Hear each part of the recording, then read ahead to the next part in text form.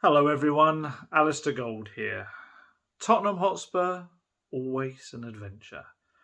The Nuno Espirito Santo era at the club is already over, just 4 months or so in. And it looks like, and I know we've been here before, but it looks like Fabio Paratici is finally going to get his plan A, and that A would be the A for Antonio Conte. Oh, there's a lot to talk about. And yes, Tottenham Hotspur have done it all once again while I'm mid-holiday. I've actually popped back to the UK just for a couple of days. Not Spurs related. It was always planned. Well, I say always planned. I was meant to be heading off on a family holiday to Disney World in Orlando, but unfortunately the Americans aren't too keen on the Brits getting in right now, although I think they will be getting in about a week's time, but it unfortunately cancelled our holiday, which meant we've ended up doing a little bit of a European adventure. Think National Lampoon's European Vacation has been a little bit like that.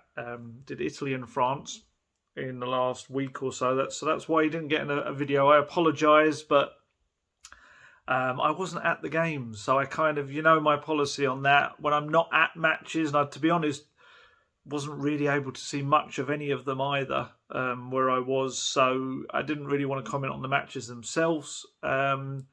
And I'm back in the UK for a couple of days and then heading off to Lisbon, which I've never actually been to before, so I'm quite looking forward to that. But enough about my holiday stuff, and enough about the fact that Spurs always managed to not allow me to have proper days off. This is about Tottenham Hotspur and yet another day of change at the club. Let's go straight to Nuno. I feel sorry for Nuno. I do. I know obviously there'll be people that will understandably say, how can you feel sorry for anyone that, they're making loads of money and he'll get paid very well. Yeah, I get that. We're talking about a different kind of level of feeling sorry in context. Of course there's context. But I just feel like, he's a good guy. All of my dealings with him, yes, he could be a little bit difficult at times, but I kind of enjoyed that and I respected what he was trying to do. And he clearly is a good guy. A lot of people behind the scenes all say exactly the same thing. A really good man, a gentleman. But, I think I did one of these videos when he was first being spoken to and it looked like he was going to be the manager. And I think I said then, and I unfortunately 4 months on still do stand by it, that it's just kind of the wrong guy in the wrong situation at the wrong club. It just, he never really ticked the boxes that Tottenham needed. And I think he was coming in as essentially, so far down the list of managers that they were looking at. He wasn't even on the original list before Paratici came in.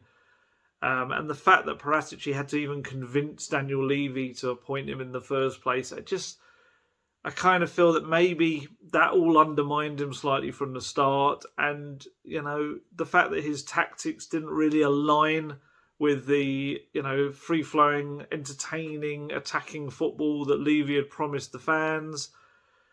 He just kind of was on a losing wicket from the start. And it's just, I do feel for him. And I feel like some of the players once again did what they do, unfortunately, in that they just kind of maybe didn't show the fight and commitment required just to fight for him, I guess, towards the end. Obviously, I'm having to rely on kind of reports and chatting to my colleague Robert Guest, who's been at the games this week, and he's been telling me exactly the same thing. That just certain players just were kind of going through the motions. But again, like I say, the tactics didn't. You can't lie. You can't hide from the fact that they're 18th, 19th in various things in the table in terms of chance creation, and that was just never there. It was. The cohesion in the attacking stuff just wasn't there. And it was just, we were getting to the stage where it was a little bit like towards the end of the Mourinho tenure where, you could just feel you knew what was coming. It was a predictable kind of game was going to come. There were certain elements you knew you could expect. But whereas Mourinho, one of his big pluses and positives was that he was able to get the best out of Kane and Son. So he had their magic to kind of rely on. Nuno never really got that, and there's varying factors for that as well. But yeah, just never really kind of happened for him, and he didn't have that kind of get out of jail free card, as it were. And I think the killer moment really for me, where you kind of, this was what I was told shortly after the game, and I've had it confirmed by a couple of people, that just after Cavani scored the second goal for United on Saturday, Paratici apparently just was absolutely furious, and he walked off away from his seat and didn't come back. And if he's the guy that kind of had your back, the whole director of football, head coach system relies on that support and each other having each other's back, I guess. And that's how it works. I think if the sporting director is kind of just thinking, what is this? Then kind of the end was coming. And I think obviously tied into the fact that Conte, obviously they got some kind of positive noises from his camp again. That was it really. And I do, I'll always say it's not just about the manager. I always feel like the manager gets the roughest ride in these situations. Look, he made mistakes, and the things he did that didn't help himself whatsoever, which I'm going to come to. But ultimately, again, the training was... I was told all the similar things that, you probably saw out there. I was told just in the last 24 hours or so that there was this kind of feeling that training sessions weren't geared enough towards preparation for the next match, and a lot of the bulk of preparation came in long, kind of up to almost 3-hour meetings in the team hotel, or wherever they were, if it was an away game, in those 3 hours before a game. Nuno would rightly maybe point towards the fixture schedule and say, well, how do you do training preparation when you've barely got any training time between matches because there's constantly matches? But yes, it's once again players complaining about training, whether indirectly through people around them. I've heard in since Poch's time, I've heard training sessions are too hard.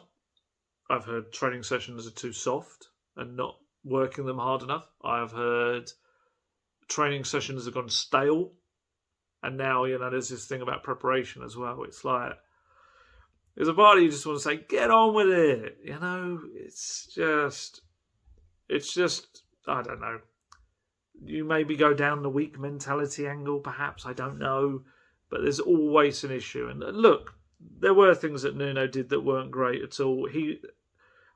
Behind the scenes, from what I understand, actually players have told me this, and also people around them, that he's a very concise, to the point, blunt. I say blunt to a point, but certainly not a man who would use a lot of words. And what he did use, he very much bang. That's my point. That's the kind of thing that certain players like, and other players not so much.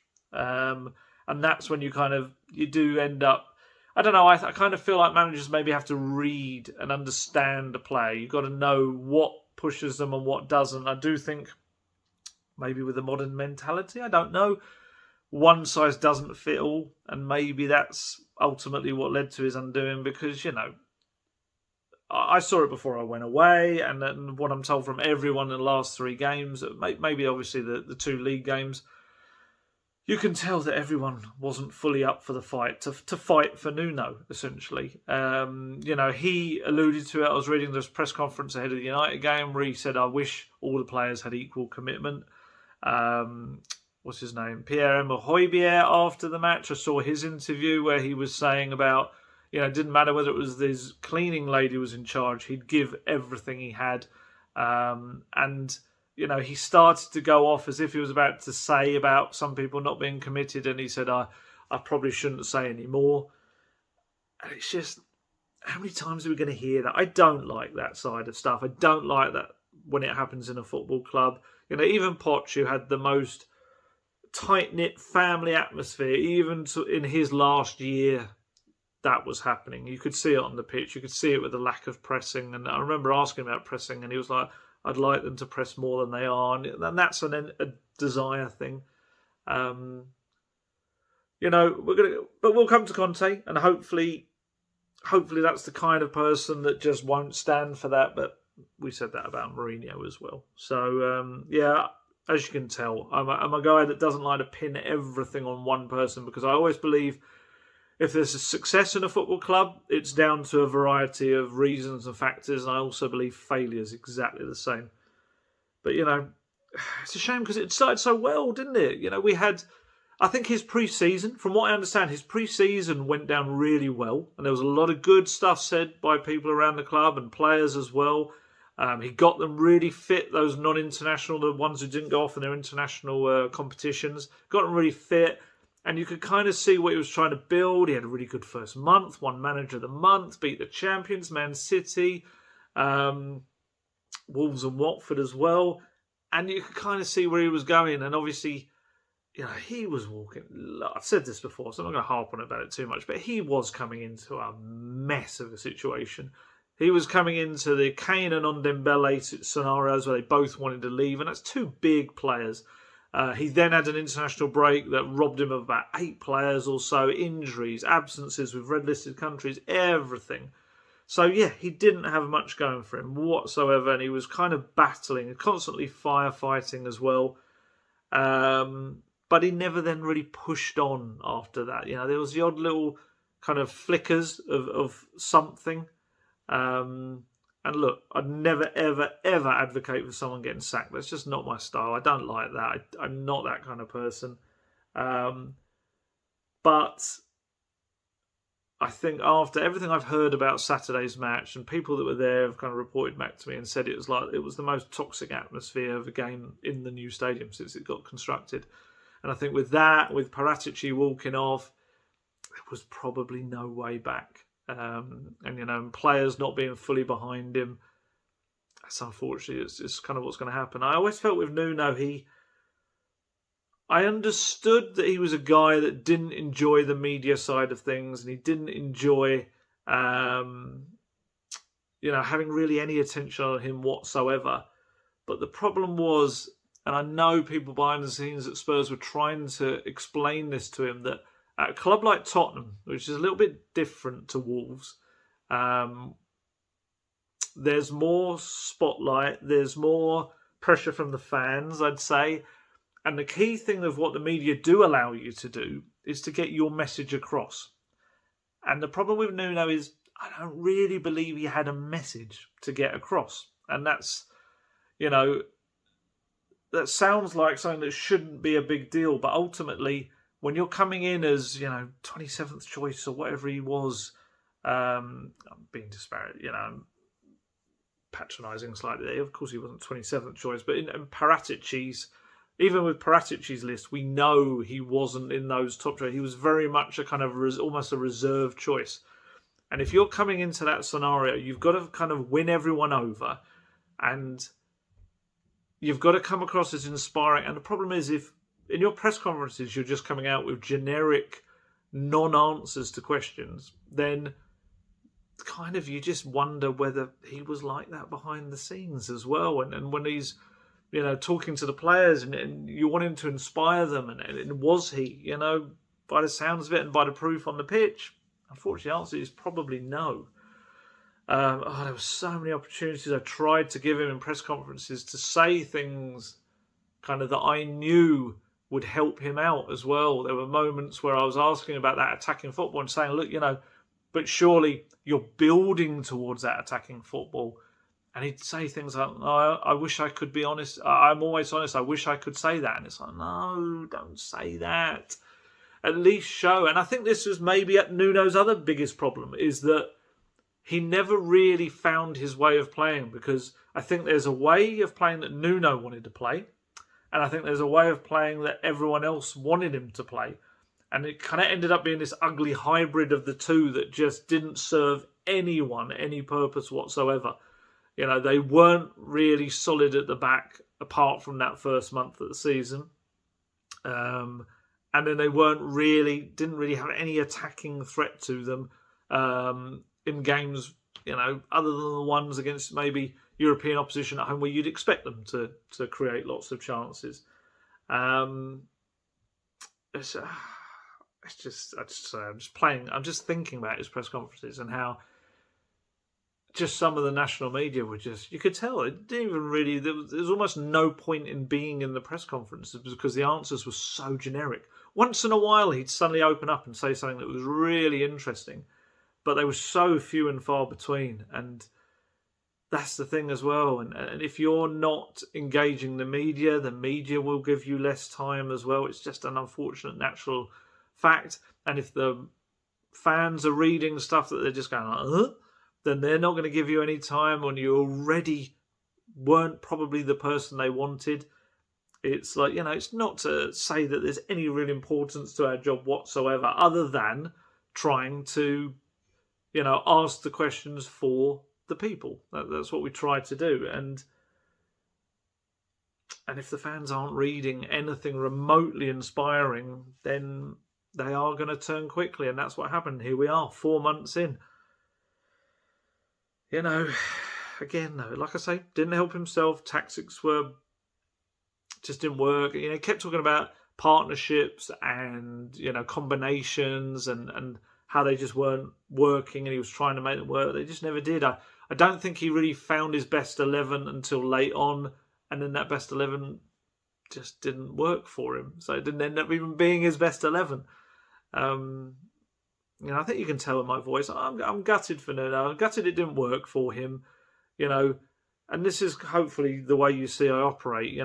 I in that video way back when he was first being spoken of and spoken to, I made it clear that I didn't really feel he was a good fit, but I still hope to succeed. And especially when you're dealing with people on a face-to-face basis, and you kind of get to know them a little bit, you really do hope they succeed. But you could just see it just wasn't clicking, it wasn't working, and it wasn't gelling whatsoever. But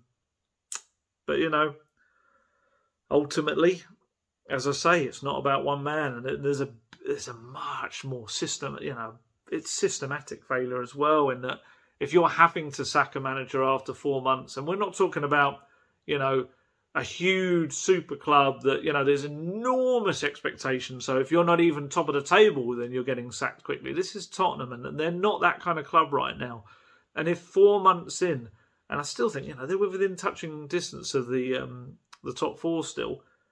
If you're sacking your manager after 4 months, it just shows that you've made a fundamental mistake in the first place. And let's be honest, it's just another mistake. It really is. It's after such a long and farcical search for a new manager, to get the wrong manager, which everyone could see was most people could see wasn't the manager you were looking for in the first place, and then you sack them after 4 months. You've got to look at yourself. You've got to look at what you're doing. And Daniel Levy, much has been made about. There was a terrific article. Jonathan Wilson did a brilliant article about how, Daniel Levy's biggest success essentially has been looking towards the future of Tottenham Hotspur Club. But unfortunately, he's just neglected the now. And that's kind of where we're at right now. And an incredible stadium, an incredible training ground that just hasn't been, I think he used a really good There's something about, I can't remember exactly, so I don't want to do it disservice, but essentially it was like having a fantastic garage set for an amazing car, and you just got an old heap that's kind of lying in there, and it's the decision making, it's just been so poor from, I suppose it has to come down to Daniel Levy, because whatever advice he gets is clearly poor, because the decision making off the pitch and on it has just been so bad. You've got big things like the European Super League, which was an absolute disaster, or even down to maybe even smaller things, like I said before, about just not meeting up with the supporters' trust, and even now, I think they've had some communication, but it's still not really a full blown meeting, and it's just like, come on. And if you're a chairman that's had one trophy in the last 20 years, you can't not look at what you're doing and analyse it. He must go back. We're almost 2 years to the day now. November 2019, when he decided to sack Mauricio Pochettino. I know some people wanted Poch out at the end. And I know the last, probably he was stumbling for a few months, his reign was towards the end, and you could see the players, were stale. But ultimately, and I will always maintain this, the 2 transfer windows where they did no business all pretty much killed the Pochettino reign.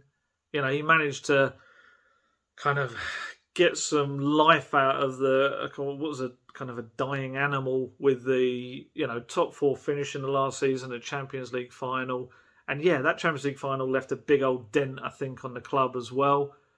But ultimately, I still believe, and I've used this expression today a few times, but I just feel that with Pochettino, Levy had lightning in a bottle, and for reasons only really known to Daniel Levy, he took the cap off the bottle, and that was that, and the lightning was gone. Rather than just absolutely 100% backing that man, it just kind of let it all get stale, and it stagnated. And now here we are 2 years on with a club that is not the Tottenham Hotspur it was. It's not the Tottenham Hotspur of 3 years ago, let alone the Tottenham Hotspur that we associate with Bill Nicholson and winning doubles and being the first British team to win a European trophy. It's far from it. It's a mess. It's a mess. I've used that expression too much in the last couple of years, I understand perhaps the logic of being, enticed by the allure of Jose Mourinho being available, but ultimately, just so many decisions have been poor. And I see people saying, Daniel Levy should be sacked and all this. He's kind of essentially now a part owner of the football club. He doesn't sack himself. And I'll always maintain, I think some of the stuff he's done off the pitch has been, huge for the long-term future of the football club that, you and we all love and want to see for years to come. But it's just the now. It's the now that has just been so many bad decisions made. Look at someone like Joe Rodon. Joe Rodon has been at the football club for 12 months and he's about to have his 4th manager. 12 months. That's poor management from the top. That's poor. That's poor decision making. And, Fabio Paratici has come in, and he's, come in to be that decision maker, I guess. Some might say, be the buffer for Daniel Levy. But, and also, I want to make this very clear. A lot of people, and this isn't, this is a fair few people have told me within the club that the club is better for having Paratici within it. He brings a lot of positives and he will continue to do so. So I want to make that very clear. But what I also want to say is your first major decision is to push and convince the powers that be to hire a manager who clearly was a wrong fit for the club and then is gone sacked within 4 months. That's a big error for your first major decision. It is. And he's done some really good things. Romero is a brilliant signing. He really is. Romero, for me, I've said it enough times, I think it's going to be a game changer. So even Romero, for me, was huge in that transfer market, although I wanted other positions filled in that transfer market. Attacking advanced playmaker and a striker. But that decision, over Nuno, that was all on, Paratici. And that was a poor one. That was a poor one. But, it'll be interesting to see now because he's going to get his first choice. Well, it looks like he's going to get his first choice. I've been here before. I have. Tottenham were confident before about getting Conte, and suddenly it all fell apart. But it feels like at the moment that things are really advanced, and I'm told it could be either tonight or maybe tomorrow that we actually get it done, which is moving quickly, and that kind of shows you why they push Nuno out the door. So, Antonio Conte, where do we start? It feels like I'm going to say a lot of the same things I said a few months back, but we're in a slightly different scenario now. Tottenham are desperate. Conte has all the power this time. You could maybe argue he did before, but I feel now that Tottenham, they've just messed up royally, and they're now in a position where they're going back to Conte, kind of tail between their legs a bit. From everything I understood, it was Tottenham that walked away. I'm sure both sides will both claim that they walked away. But from what I understand, it was Spurs who stepped away because of Conte's demands. And now they're kind of going back, like I say, with a tail between their legs. And they're in a very poor position in that regard. So, which means they have to kind of concede to more things that he wants. But, I talk about Tottenham for the building for the future and neglecting the now. Antonio Conte is for the now. He is. While I have reservations about certain aspects of what Conte does, there is no denying he is an incredible manager. He's one of the best managers in world football. He is. He is a winner. He goes places and he wins. Some will say that he doesn't really care what happens next and what happens in the future for those clubs, because that's not his job. His job is to go in there and just get the absolute maximum out of what he's got, and he wants stuff. He wants shiny things. He wants those players because he doesn't want to tarnish his reputation. He wants to win things. It's a sign of ambition. It is, and he knows for Tottenham it's a sign of ambition. So let's talk about Harry Kane. Harry Kane has been a shadow of himself in the Premier League this season. He has. From everything I saw before I went away, and from what Guesty tells me while I was on holiday, first half of my holiday, Kane just has continued to really not make much of an impact on game. He might argue it's tactics, but I've seen games where I've seen him kind of not really pushing himself as much as I know Harry Kane can. But Harry Kane looks at Antonio Conte coming in, and that's suddenly not a 27th choice manager or whatever. It is one of the best managers in the world. It's a manager that's massively praised Kane before. It's a manager that wins stuff, and that's what Kane wants to do. That's a sign of ambition. And if you're not going to pull your finger out for Antonio Conte, then you're going to be shown up quite quickly, and it's going to be very, very obvious. So there's massive. I think he actually wanted on Dembele. I'm feeling I remember being told he wanted on Dembele at Inter Milan as well. So that's another player who, has someone that likes them, and if they give their all, could be a huge part of his team, especially with that back three. It's quite reliant on the attacking midfielder, the creative midfielder as well. But yeah, it's he's such a character. It will be, for me as a journalist, I won't lie, it'll be really interesting and exciting. It will. Press conferences will be very different. He's quite a funny guy, and he will be pretty honest about certain subjects. And on the touchline, it's going to be very different. Nuno will get off his bench at times, but I don't know how much of a reactive manager he was. Substitutions was certainly something that he would hold off on. Some matches he didn't even make them at all. Whereas Conte is very much, if it's not working, he will tell the player. You will see him on that sideline screaming at them. My Chelsea colleagues that have worked and covered his tenure have been telling me a lot about his stuff today.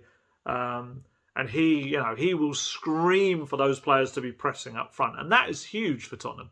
I've said this before, but I believe that the best version of Tottenham is the pressing Tottenham, the one that hunts you down, snarling, aggressive, all over the pitch. And that was when they were at their best under Poch. But even under Poch, towards the end, the players, like I say, they didn't bother. They just didn't press as a unit. And Conte will demand that. He will. It's going to be a bit different for him coming in mid-season. He's maybe not used to that. But he will demand that of them. And I think that can only benefit Tottenham. I do. I do think that will be a much better Tottenham with the pressing kind of operating properly.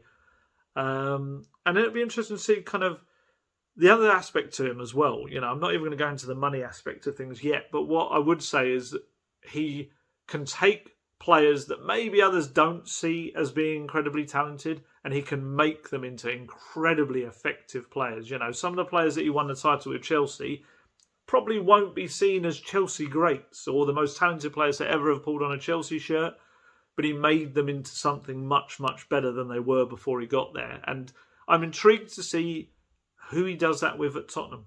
That could be anyone. It could be anyone at all. Could be someone like, say, Steven Bergwijn or a Lo Celso, or someone that's maybe struggled to show their very best thus far. He might unlock, and I'm not saying that they're below average players or anything like that, but sometimes it just managers see a little different thing and they unlock them. Maybe a Dele Alli or a Harry Winks. My gut tells me at this point, maybe they're so advanced and it's been going on so long, their malaise at Tottenham, that perhaps there's an attempt to use them in January to bring in the funds for what Conte will want. And how well Ali fits into Conte's system as well. I don't know. I think it's a similar issue to the Nuno ones for him. But yeah, who knows? It could be one of the right backs. He sees a different right back as being the man he wants there, or I think he'll love Romero. I think Romero will be perfect for him. In a back three, Romero kind of as the ball player and that maybe in the centre of it, or he might want Dyer as that. It's going to be really interesting with Eric Dyer, because Eric Dyer obviously gets a lot of flack. I actually think on the whole this season he hasn't been too awful. Of course he makes the same daft mistakes sometimes, but I actually think he's probably put in more good performances than bad ones. And maybe we'll get to a point where if Conte comes in and picks Eric Dyer, or consistently picks him, that's every manager consistently picking Eric Dyer. You can't then say there's so many managers you can say, like, what do you see in him? So I'll be intrigued by that. Or he may go another way. Maybe Sanchez, I think, has had some good games as well this season. Maybe you have a back three with Sanchez and perhaps Rodon on either side, and you have Romero through the middle. It's quite a young back three, perhaps. I don't know, but it certainly should free up Reguilon to be more of a wing back, and potentially Emerson on the other side, or even Matt Doherty back in his natural position. That's what I mean about sometimes this does unlock players that you previously had maybe written off. And he just won't, as I said earlier, he won't stand for any rubbish. He is quite happy to fall out with star players. I saw it with Diego Costa at Chelsea. Conte's way has to be the way. And that's on the pitch, off the pitch, whatever. It has to be. Otherwise, he'll walk, quite frankly, if he doesn't get what he wants. So I think this is going to be the massive key thing for Tottenham and Conte, is that the project that he is sold and wants has to be the one he ends up with. If he doesn't, you're going to have a very embarrassing time on your hands. He will walk out that door because he will not want his reputation tarnished whatsoever. A bit like Mourinho, but Mourinho made it very clear that he was well aware from the start what the circumstances were. But Conte, I think, comes with a few more demands, and he's at maybe a different stage in his career. He's coming fresh off of another league title as well. Look, as I said before, my main issue with Conte is the short-term nature of what he does.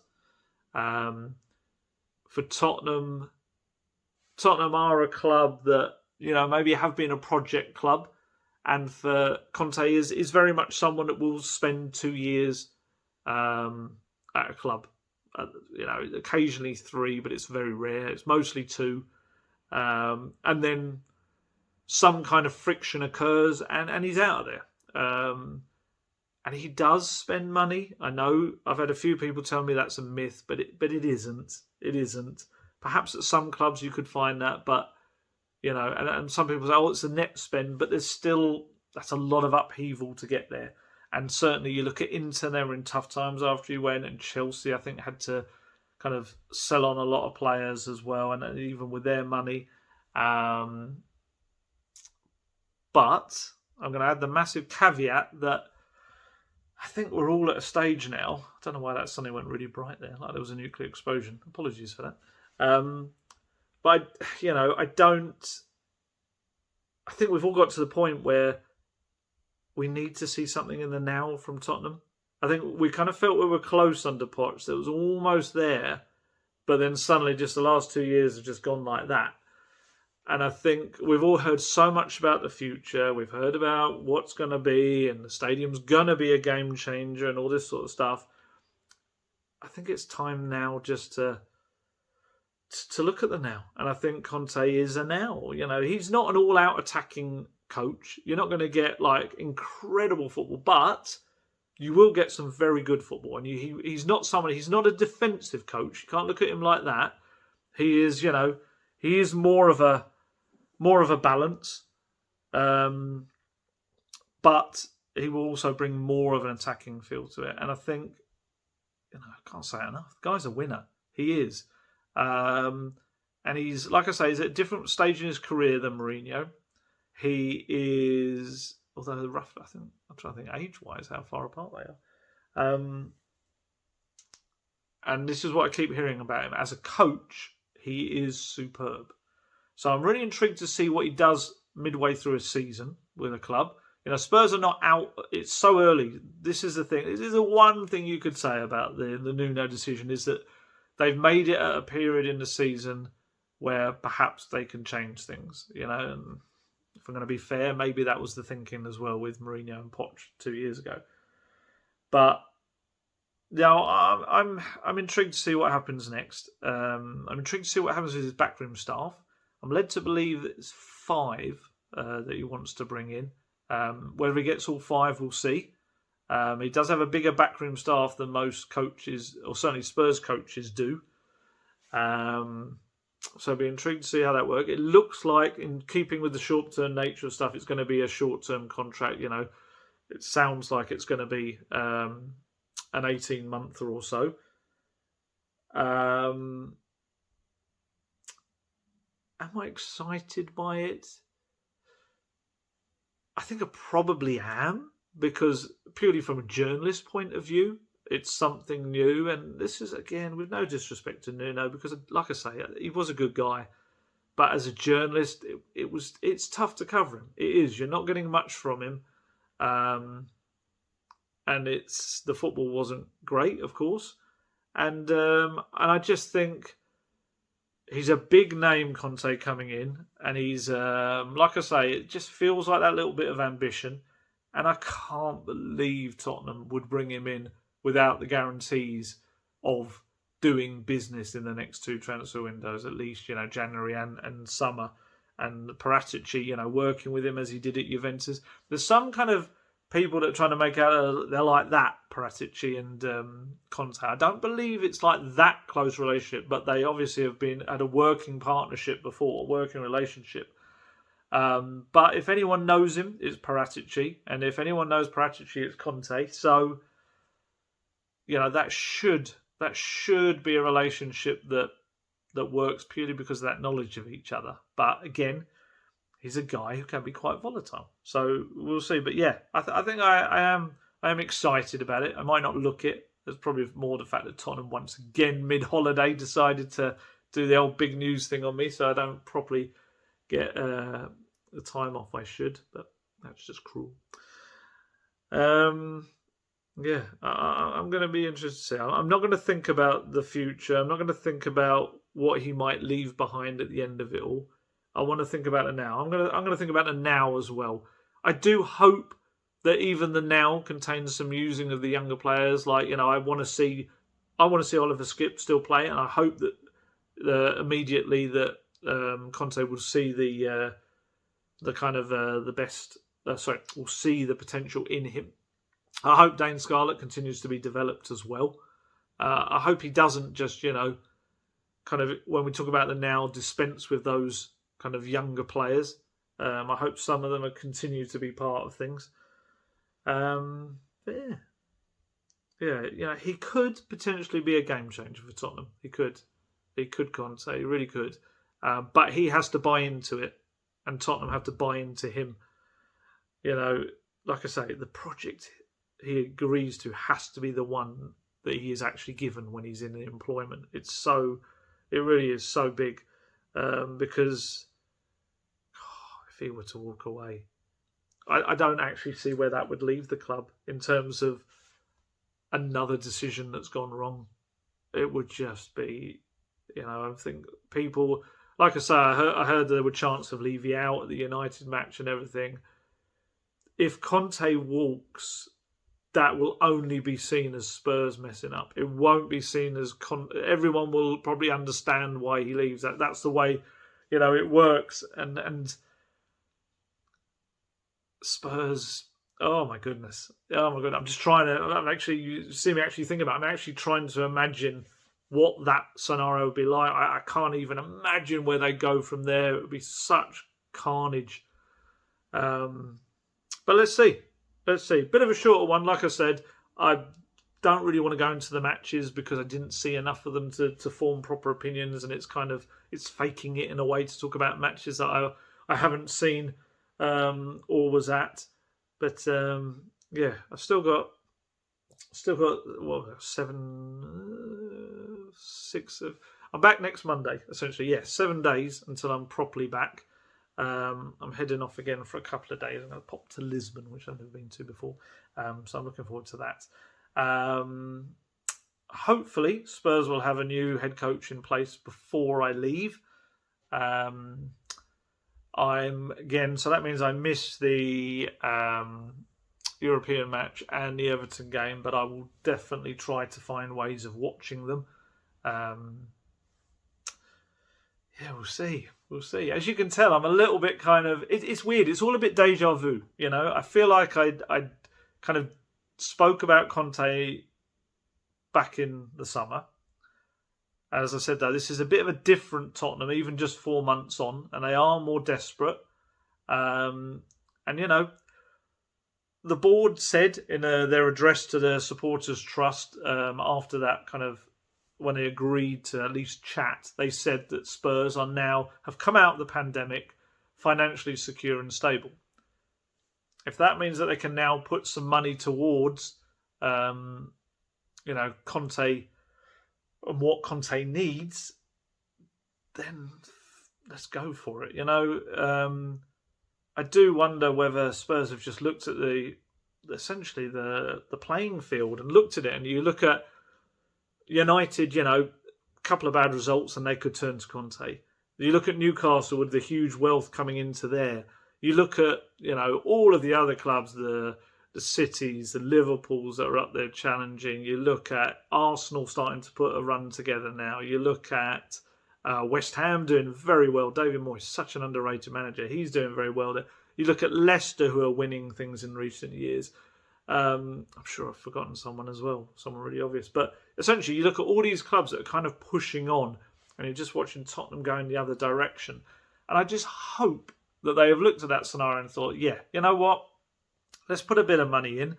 Whether Joe Lewis, after 20 years, will decide that maybe the model of sustaining itself, the club, I don't know, isn't the way to go. Maybe they will put a bit of money in, or whether they will look at this long awaited stadium naming rights deal, or whether they look at more sponsorship stuff, whether they look at being clever with the finances again in restructuring debt, things like that, whatever.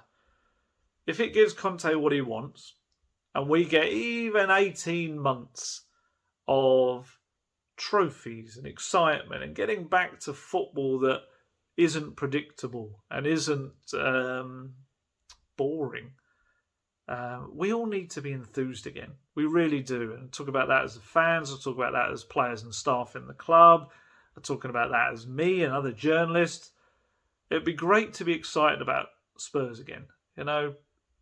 Nuno's first kind of words almost when he came is, we're going to make you proud. And unfortunately, he couldn't. Someone needs to do that. Someone needs to make the fans proud of Tottenham Hotspur again. And if that is Antonio Conte, then great. I'm hoping that not long after watching this video, he will be in charge of Tottenham Hotspur and they will have agreed everything, and that we won't have had the same scenario as we had last time when Spurs were positive and then it all just went and fell apart. because I can't take another long managerial search. I can't.